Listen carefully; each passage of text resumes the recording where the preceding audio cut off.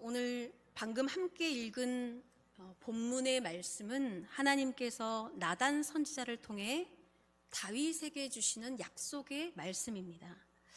이 다윗 한 사람의 개인의 말씀뿐만이 아니라 그가 앉아있는 그의 왕위, 또 그의 통치, 그리고 이제 대대로 그 왕위를 이을 다윗의 후손들, 그리고 마침내 오실 다윗의 자손 예수 그리스도 메시아의 약속까지 담고 있습니다. 마침내 임마누엘, 이 땅에 예수님이 오셨죠. 하나님의 말씀은 이처럼 반드시 이루어집니다. 성취됩니다. 온전히 또 이루어 나가기까지 하나님은 매 순간 견고하게 세워 나가시는 줄을 믿습니다. 그렇다면 어떻게 하면 다윗은 이렇게 하나님께 내 집과 나라가 내 앞에서 영원히 견고하리라 라는 이 언약의 말씀을 받을 수 있었을까요? 우리가 알다시피 다윗은 하나님을 왕으로 높이는 자입니다. 하나님을 왕으로 높일 뿐만이 아니라 그의 통치를 인정하는 자였죠. 우리가 하나님을 믿는 자로서 하나님을 왕으로 높이는 일이 그렇게 어려운 일인가 라고 생각합니다. 그런데 놀랍게도 이 성경의 전체의 말씀이 결국은 누가 왕이냐, 내가 왕이냐, 하나님이 왕이냐, 내가 하나님을 왕으로 높이느냐, 나를 왕으로 높이느냐 라는 이야기로 채워져 있음을 우리는 잘 알고 있습니다. 다윗이 통치하던 이 이스라엘의 시대를 왕정시대라고 하는데, 왕정시대 전에는 사사시대였습니다. 알다시피 우리가 사사시대는 참 타락한 시대 중에 한 시대였죠. 사사시대를 가장 잘 설명해주는 성경의 말씀이 그때에는 이스라엘의 왕이 없었으므로 사람마다 자기 소견에 옳은 대로 행하였더라. 요 한 구절이 사사시대를 명확하게 보여주고 있는 말씀입니다. 왕이 없기 때문에 사람들이 자기의 소견에 옳은 대로 행하였다. 그럼 왕이 있었으면 괜찮았을까요? 근데 우리가 사사시대를 지나서 사무엘 상하, 열왕기 상하를 보십시오. 왕이 세워졌지만 인간은 달라지지 않습니다. 왕이 있고 없고가 아니죠. 정말로 있어야 될 왕 대신 여호와 하나님이 없다라는 것을 말씀하고 있습니다. 인간 왕이 아니라 우리의 왕 대신 여호와 하나님이 없었더라. 그러기에 모두가 왕이 되어서 자기의 소견에 옳은 대로 행하였던 그 시대가 바로 사사시대였습니다. 이 백성들이 이제 우리 민족들을 이제 괴롭히던 그 이방의 민족들로 인해서 이제 왕 대신 하나님께 부르짖으면 그제서야 하나님은 사사를 보내주셔서 구원해 주셨지요. 그러나 이내 또 시간이 지나면 다시 자기들이 왕이 되어서 하나님의 통치를 거부하기 시작합니다. 그러니까 왕의 자리가 잠깐 하나님께 내어드리고 다시 우리가 왕이 되는 그런 반복된 이야기가 사사시대의 이야기입니다. 그래서 이 사사시대를 거쳐서 왕정시대로 가는 그 사이에 등장하는 사무엘이 있죠. 선지자 사무엘이 있습니다. 사람들이 사무엘에게 우리도 왕을 세워달라라고 요구합니다. 우리도 다른 나라들과 같이 우리에게도 왕을 세워서 우리를 다스리게 하소서라고 요구하지요. 이 요구를 듣고 사무엘이 기쁘지가 않습니다. 그래서 여호와께 기도할 때에 하나님께서 이렇게 말씀하십니다. 그들이 너를 버려서 왕을 요구하는 것이 아니라 그들이 나를 버리고 나를 그들의 왕이 되지 못하게 하기 위해 또 다른 왕을 요구하는 것이니라 라고 말씀하시죠. 그리고 이들은 이미 애굽에서 나오던 그날부터 오늘에 이르기까지 모든 행사로 나를 버리는도다 라고 말씀하십니다. 이들에게 하나님은 이 애굽의 노예에서 출애굽하여 주시고 광야에서 인도하여 주셔서 가나안 땅에 인도해 주신 바로 그 능력의 하나님입니다. 그러면 이 백성들이 이 하나님의 존재를 몰라서 자신들이 왕이 될까요? 아닙니다. 모두들 알고 있었습니다. 하나님이 어떤 분인지 압니다. 조상 대대로부터 세대로부터 할머니 할아버지 때부터 구전으로 끊임없이 전해 내려오는 그들의 뿌리 깊은 출애굽의 이야기를 모르는 사람이 없습니다. 심지어는 이방 사람들도 알고 있는 이야기죠. 그런데 문제는 이들이 하나님을 몰라서 생긴 문제가 아니라 하나님을 수많은 이방 신들 중에 하나로 여기기 때문에 생긴 문제였습니다.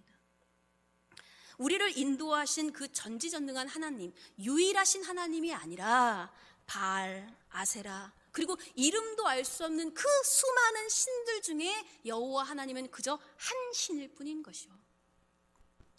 그래서 모세는 가나안 땅에 들어오기 전에, 물론 들어오지 못했지만 가나안 땅을 바라보면서 모압 평지에서 이렇게 얘기합니다. 이스라엘아 들으라, 쉐마 이스라엘 들으라, 오직 유일한 여호와시니, 우리 하나님 여호와는 오직 유일한 여호와시니, 그냥 여호와가 아니라 오직 유일하시고 한 분이신 여호와 하나님임을 선포합니다.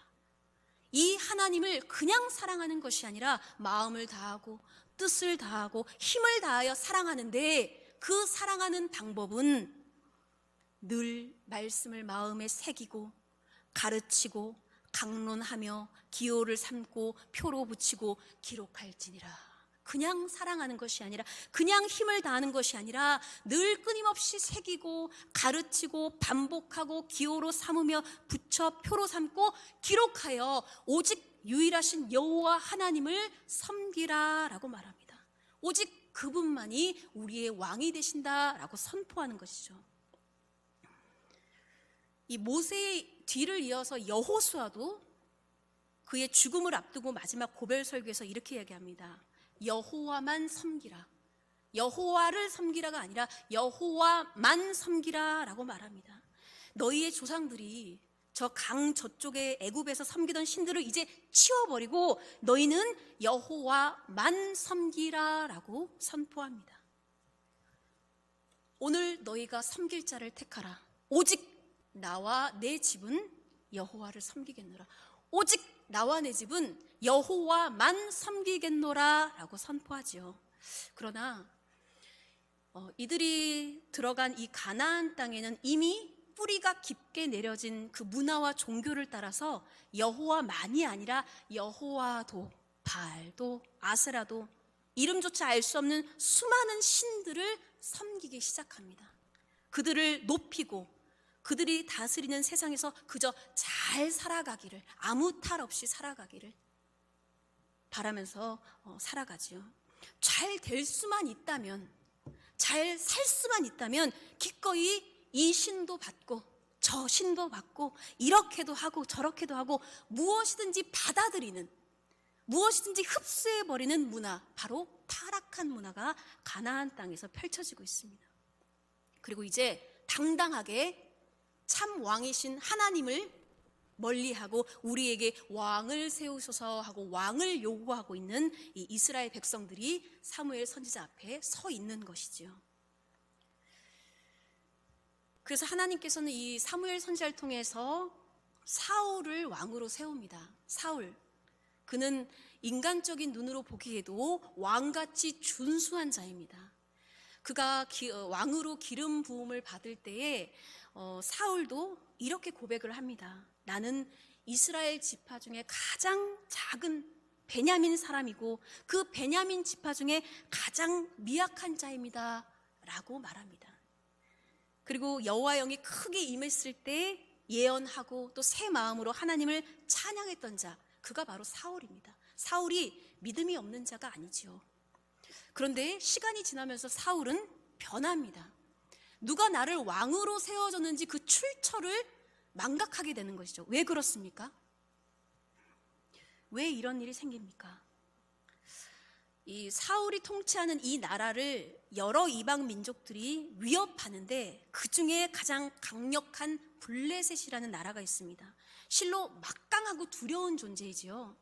이 사울도 인간인지라 두렵고 이 불안하고 나약한 상황이 처해지니까 하나님을 보지 못하게 되는 것입니다. 자꾸 인간의 방법으로 이 불안함을, 인간의 방법으로 이 두려움을 어떻게 이기고자 그 방법만 찾기에 급급한 것이죠.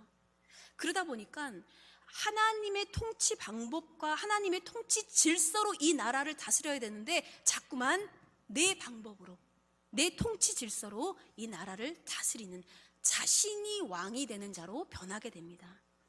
그래서 하나님의 방법이 아니라 자신의 방법으로 자신이 제사를 드리고 제사장이 되고, 하나님이 명령하셨지만 내 눈에 보기 좋은 대로 살려두고 남겨두고 숨겨두게 되는 것이죠. 이런 사울에게 사무엘은 사무엘상 15장 22절에 순종하는 것이, 여호와의 말씀을 듣는 것이 제사보다, 순양의 기름보다 낫다라고 말합니다. 그러나 이제 다윗은 다르죠. 다윗은 하나님이 그 중심을 보고 다윗에게 기름을 부었다 말씀하십니다. 다윗이 이토록 하나님께 높임을 받는 이유는 크게 두 가지가 있습니다. 첫째는 모두가 왕처럼 살아가는 시대, 땅의 모든 형상을 신으로 섬기는 이 시대 가운데서도 오직 여호와 하나님을 모세가 말한 대로 유일하시고 전능하신 하나님으로 높였습니다. 근데 우리가 찬양을 하면서 하나님을 이렇게 높여드리잖아요. 근데 막상 내 삶에서 하나님의 통치는 거부합니다. 입술로는 하나님을 높여드리나 내 삶에서는 내 법칙대로, 내 질서대로, 내 계획대로 내 삶을 이끌어가죠. 하나님의 통치를 거부하게 됩니다. 그러나 다윗은 하나님을 높여드리는 것에 끝나는 것이 아니라 그의 통치대로 자신의 길을 맡겼습니다. 자신의 삶을 맡겼습니다. 이게 바로 다윗이 그 어떤 왕들보다 하나님께 인정을 받는 이유이지요. 우리가 너무나 잘 알다시피 다윗은 골리앗 앞에서 담대하게 맞섭니다. 근데 담대하게 맞서는 그 다윗의 입술에서 이런 고백이 나옵니다. 내가 칼과 단창으로 너에게 나아가는 것이 아니라 만군의 여호와의 이름으로 내가 모욕하는 이스라엘 군대 하나님의 이름으로 내가 나아가노라 라고 선포를 하지요. 사실은 우리가 삶에 이 골리앗과 같은 많은 일들을 만나게 됩니다. 남들이 보기에는 별일이 아니어도 나에게 닥치면 골리앗과 같은 일입니다. 골리앗과 같은 상황이죠. 그런 이들이 닥치면 저는 머리를 막 굴립니다. 어떻게 빠져나가지? 어떻게 헤쳐나가지? 인간적인 방법과 술수를 막 생각하느라 머리를 빨리게 굴립니다. 그러나 이 순간에도 만군의 하나님의 이름을 높이고 선포하는 자가 바로 다윗입니다.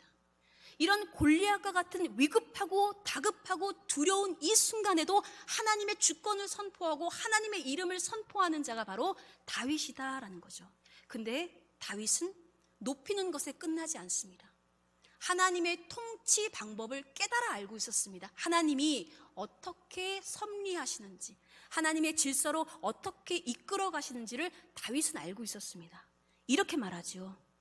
여호와의 구원하심은 칼과 창에 있지 아니합니다. 하나님의 구원하심은 칼과 창에 있는 방법이 아닙니다. 또 전쟁은 여호와께 속한 것임을 알았습니다. 하나님께서 적군을 우리의 손에 넘기시면 우리가 승리함을, 그런 하나님의 통치의 질서를 깨달아 아는 자가 바로 다윗이었습니다. 이렇게 하나님의 왕권을 높이고 그의 통치 방법을 깨달아 알아서 순종하는 자, 그가 바로 다윗. 하나님은 그를 높이 세워주시고 그에게 영원히 견고하리라 라는 언약을 맺어주십니다. 다윗은 많은 찬양의 시를 지었죠. 이제 기쁨이 넘쳐 부르는 그런 찬양의 시도 많지만 사실은 자신의 생명을 삼키려는 자들을 피해서 도망다니면서 지은 시편의 찬양들도 많이 있습니다. 그 찬양의 시들을 읽어보면 처음에는 막 극심한 고통에 몸부림치지요. 주여, 왜 이렇게 많은 자들이 나의 목숨을 찾나이까?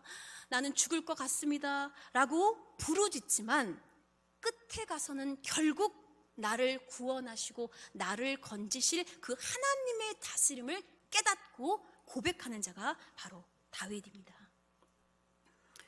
시편 27절에 보면 다윗이 이렇게 고백을 합니다. 내가 산자들의 땅에서 여호와의 선하심을 보게 될 줄 확실히 믿었도다. 너는 여호와를 기다릴지어다. 강하고 담대하며 여호와를 기다릴지어다. 하나님의 통치하심에 여러 특징들이 있지만 가장 큰 특징 중에 하나는 저는 하나님은 기다리게 하신다. 우리는 성급하여서 빨리 결론을 냈고 빨리 뭔가를 얻기 위해서 성급하지만 하나님은 믿고 참고 기다리고 인내하고 연단하게 하십니다. 다윗은 이것을 알았습니다. 하나님은 기다려야 하는 하나님, 참고 믿고 인내하며 기다려야 하는 것을 다윗은 깨달아 알고 있었던 것이죠. 그러니까 어떠한 상황에서도 이렇게 왕 되신 하나님을 높일 수 있다는 것, 그리고 그의 통치하는 원리를 깨달아 알고 있었다는 것, 그리고 수많은 이방 신상으로 더럽혀져 있는 땅에서도 오직 유일하신 여호와 하나님을 섬겼다는 것, 이것이 바로 다윗이 하나님 앞에 높임을 받는 이유입니다. 하나님의 법궤를 옮겼던 이 다윗의 이 중심, 믿음의 중심이 드러났던 이 성경 말씀을 함께 나누고 말씀을 마치려고 합니다. 우리가 알다시피 하나님의 궤는 블레셋과의 전투에서 져서 블레셋에 빼앗겼지요. 그리고 여기저기 떠돌다가 결국 아비나답의 집에 오랫동안 머물게 되었습니다. 그 법궤를 찾아서 다시 이 예루살렘의 다윗의 궁으로 가져올 때에 다윗은 기뻐 뛰며 춤을 추었다라고 성경은 말하지요. 그때 이제 사울의 딸 미갈이 다윗을 비아냥거립니다. 근데 다윗은 이렇게 얘기하지요. 이는 내가 여호와 앞에서 한 것이니라. 사람들 앞에서 한 것이 아니라 나를 높여주시고 나를 택하시고 나를 주권자로 삼으신 내가 여호와 하나님 앞에서 내가 뛰어놀고 춤을 춘 것이라 라고 말합니다. 그러면 이토록 다윗을 춤추게 했던 법궤는 무엇입니까? 그 안에는 하나님의 율법의 말씀이 적혀있는 돌판이 들어있지요. 하나님이 나는 너희의 하나님이 되고 너희는 내 백성이 되느니라 라고 이 계약을 맺어주신 것도 감사한데 법을 주셨습니다. 왜 주셨을까요? 율법을? 내 백성을 다스리는 하나님의 통치 방법입니다. 이 법을 통해서 나의 백성을 다스리는 하나님의 방법이죠. 그래서 이 법을 지킬 때에 하나님의 제사장 나라로 드러나고 하나님의 제사장 나라로 세워지면서 만민이 이 하나님의 왕으로 높이고 하나님의 통치함을 인정하는 하나님의 백성임을 깨달아 알게 되는 것입니다. 근데 하나님은 놀랍게도 백성과의 언약을 맺어주신 것도 감사하고 그 법으로 하나님의 백성으로 통치하신 것도 감사한데 어디 가시지 아니하고 함께 계셔주셨습니다. 그 광야의 이스라엘 백성들의 그 가운데 함께 그 땅에 친히 거하시며 임재하시며 성막 안에 거하셨습니다. 그러니까 성막이라는 것은 하나님이 함께 하시며 하나님의 법으로 이 백성들을 통치하시는 왕 되신 하나님, 통치하시는 하나님과 함께함을 의미합니다. 그러니까 다윗은 드디어 하나님이 내 안에 들어오셨구나, 내 궁 안에 들어오셨구나, 너무 기뻐 주체하지 못하고 춤을 추었던 것이죠. 근데 다윗은 여기서 끝나는 것이 아니라 나는 이렇게 좋은 곳에 거하는데 하나님은 거하실 거처가 없구나, 하나님의 궤는 휘장 가운데 있도다 라고 걱정합니다. 그때 하나님께서 오늘의 말씀, 네가 나의 거할 것을 걱정하느냐, 내가 너를 위하여 집을 지어주겠노라 라고 말씀합니다. 여호와가 너를 위하여 집을 짓고, 이 집이 무엇입니까? 우리가 살고 있는 그런 공간의 집을 말하는 것입니까? 아니지요.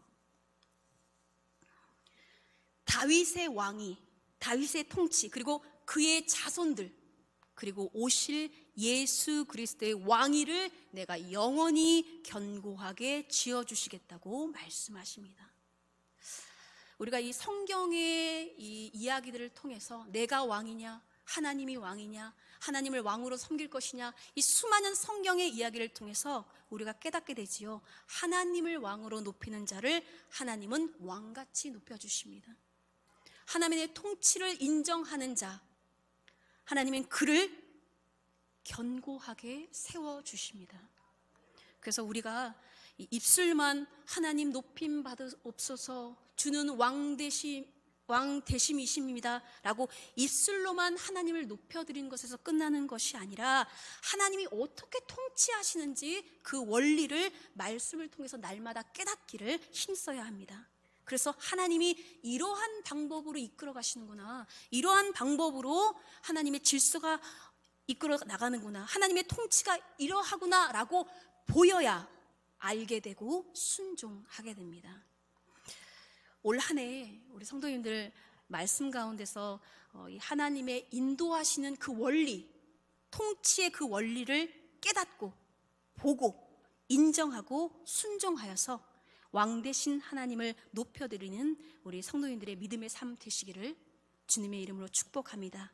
그리하여 우리 성도님들의 가정, 그리고 일터 가는 곳곳 하는 모든 일들이 주 안에서 형통하고 영원히 견고하게 세워져 나가기를 주님의 이름으로 축복합니다. 아멘. 하나님, 왕 되신 하나님을 높여드립니다. 나의 삶을 다스려 주시고 그 다스림의 원리를 깨달아 보게 하시고 알게 하시고 순종하게 하여 주시옵소서. 살아계신 예수 그리스도의 이름으로 기도드립니다. 아멘.